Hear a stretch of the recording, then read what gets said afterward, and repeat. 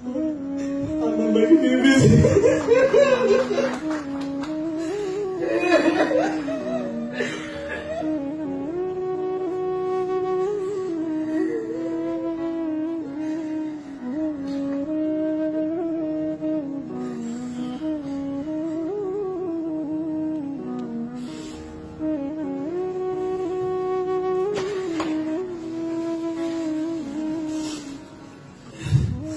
আমাদের আজমি ভাইকে ফিরে পেয়েছি এবং আয়নাঘরে যারা বন্দী ছিল অসংখ্য মজলুম ভাই বোনদেরকে আমরা ফিরে পেয়েছি।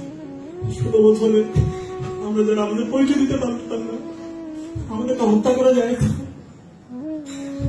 আমাদের যখন ভাইদেরকে মারত তখন যখন আমি দাঁড়িয়ে আল্লাহর কাছে বিচার দেওয়া আল্লাহর ভাইকে চলাচল আর কিছু ছিল আজাদি দিয়েছে। আজকে দেশের মুসলমানরা তাদের পরিচয় দিতে পারছে।